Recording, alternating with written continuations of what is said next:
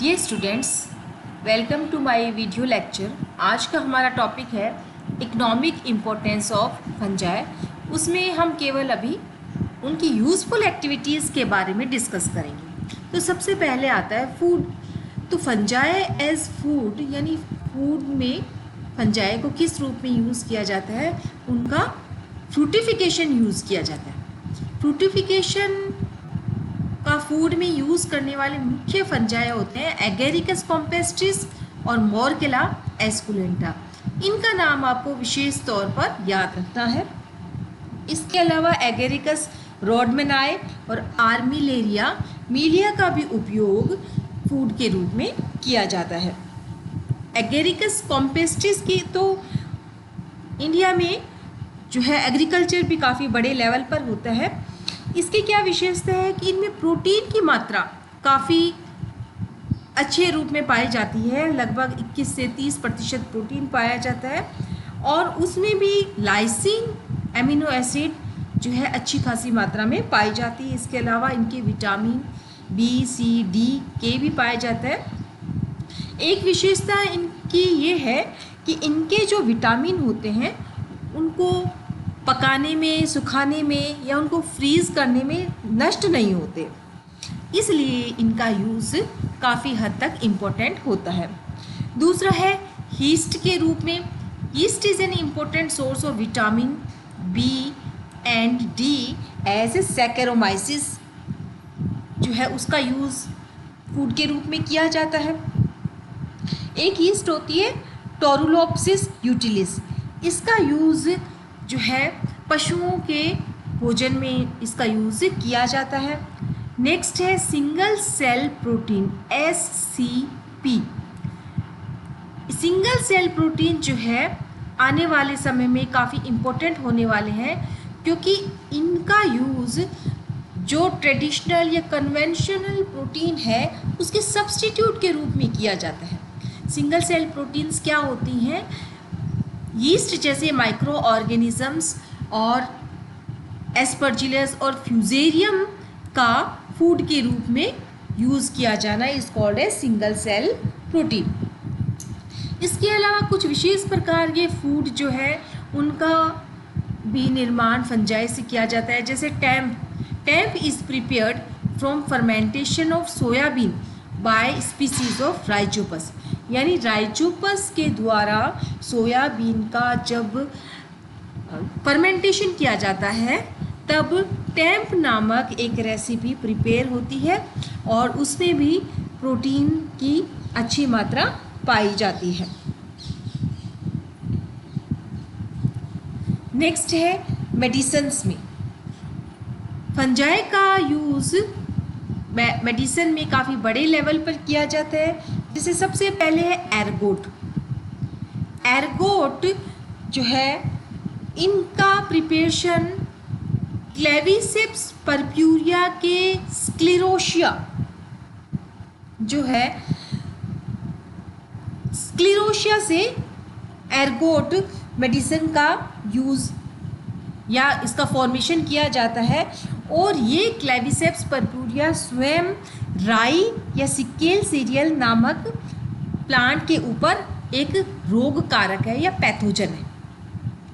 Okay, तो Claviceps purpurea के स्क्लेरोशिया से एर्गोट प्राप्त किया जाता है और ये क्लेविसेप्स परप्यूरिया सिक्केल सीरियल की रोगकारी स्पीसीज होती है। और इस मेडिसिन का यूज़ यूट्रस की जो डिजीज़ है या यूट्रस कॉन्ट्रैक्शन के लिए, यूट्रस कॉन्ट्रैक्शन को इंड्यूस करने के लिए इसका यूज़ किया जाता है। नेक्स्ट है एफिड्रिन।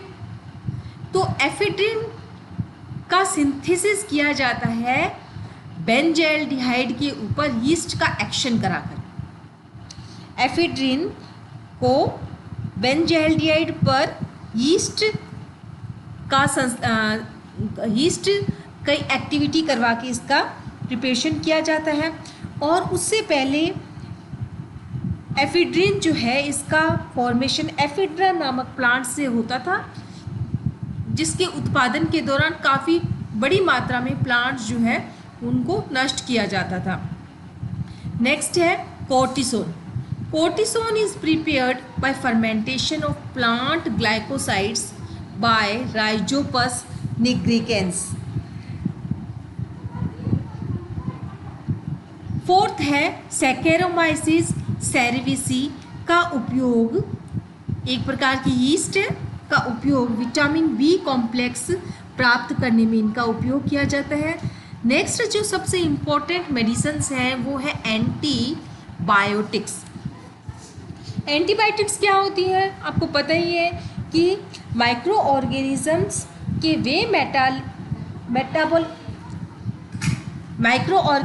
के वे मेटाबॉलिक प्रोडक्ट जो दूसरे माइक्रो ऑर्गेनिजम्स को डिस्ट्रॉय या नष्ट करने की क्षमता रखते हैं, उन्हें एंटीबायोटिक्स कहते हैं। उसमें से सबसे इम्पोर्टेंट है पेनिसिलिन। पेनिसिलिन जो है फर्स्ट एंटीबायोटिक है जो कवकों से या फंजाई से प्राप्त की गई, और किस फंजाई से? पेनिसिलियम नोटेटम से। इसके अलावा और भी बहुत सारी जो है एंटीबायोटिक्स, जैसे प्रोलिफेरेंस को एस्परजिलस प्रोलिफेरेंस से प्राप्त किया गया, एल सार्सिन को एस्परजिलस जाइजेंटियस से प्राप्त किया गया, एर्गोटिन को क्लेविसेप्स पर्प्यूरिया से, रेमिसिन को म्यूकर की स्पीसीज से प्राप्त किया गया। नेक्स्ट फंजाई का यूज़ है फंजाई एंड ऑर्गेनिक एसिड्स। तो बहुत सारी ऑर्गेनिक एसिड्स को फंजाई से प्राप्त किया जाता है, जैसे कि सिट्रिक एसिड को एस्परजिलस नाइगर से, इटैकोनिक एसिड को एस्परजिलस इटैकोनिकम से, ग्लूकोनिक एसिड को एस्परजिलस नाइगर से, कोजिक एसिड को एस्परजिलस ओरिजेई से, गैलिक एसिड को एस्परजिलस गैलोमाइसिस से, फ्यूमेरिक एसिड को राइजोपस स्टोलोनिफर से प्राप्त किया जाता है। इंडस्ट्रीज़ में फंजाई का यूज़ जो है बहुत प्रकार से होता है। बेकिंग इंडस्ट्रीज़ में, ब्रीवरी इंडस्ट्रीज़ में, चीज़ इंडस्ट्रीज़ में इनका उपयोग होता है। तो सबसे पहले जो है ब्रीवरी में जो सबसे इम्पोर्टेंट फंजाई है वो है यीस्ट या सैकेरोमाइसिस सेरेविसी। इसका यूज़ जो है बियर बनाने में, इसका बियर प्रोडक्शन में इसका यूज़ किया जाता है। दूसरा है बेकिंग इंडस्ट्री। बेकिंग इंडस्ट्रीज़ में भी सैकेरोमाइसिस सेरेविसी का यूज़ किया जाता है ब्रेड्स एंड केक बनाने में। इसका मतलब ये है कि यीस्ट को ब्रेवरी और बेकर्स फंजाई कहा जाता है, यानी फूड इंडस्ट्री में यह एक बहुत ही इम्पोर्टेंट फंजाई है। नेक्स्ट है चीज़ इंडस्ट्री। पनीर बनाने के लिए कुछ पेनिसिलियम की जातियों का यूज़ किया जाता है जो चीज़ या पनीर के अंदर विशेष प्रकार की खुशबू को प्राप्त करने के लिए इनका यूज़ होता है। कुछ एंजाइम्स है जिनका प्रोडक्शन फंजाई से किया जाता है, जैसे इन्वर्टेज एंजाइम में भी सैकेरोमाइसिस। यह इन्वर्टेज एंजाइम शुगर को ग्लूकोज और फ्रक्टोज में चेंज करती है। जाइमेज एंजाइम सैकेरोमाइसिस सेरेविसी।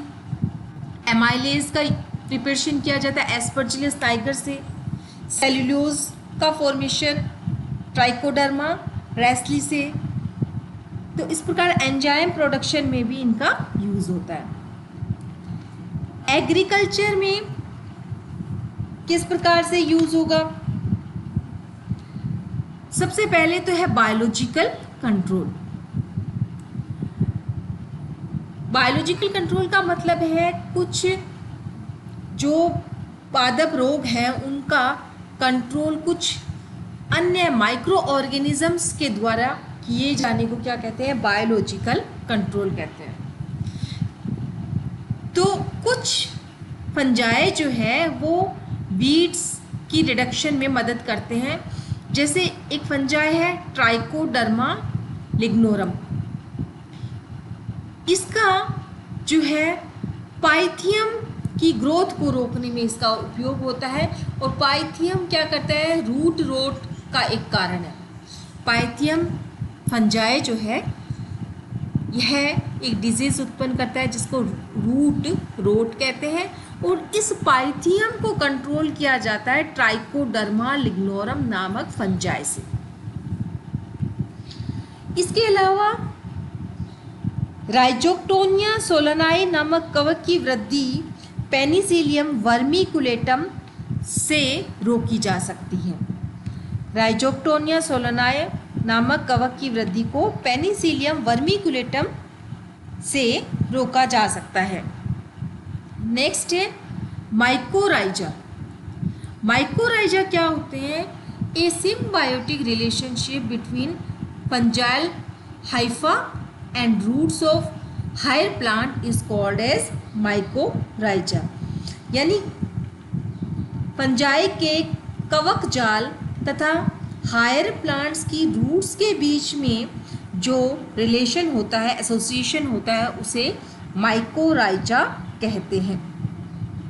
इस माइकोराइजा में जो फंजाई होते हैं वो होते हैं मुख्य रूप से फोमा, राइजोक्टोनिया, बॉलिटस, स्क्लेरोडर्मा इत्यादि फंजाई इसमें भाग लेते हैं। तो इन माइकोराइजल एसोसिएशन से प्लांट्स को और फंजाई दोनों को ही जो है लाभ होता है।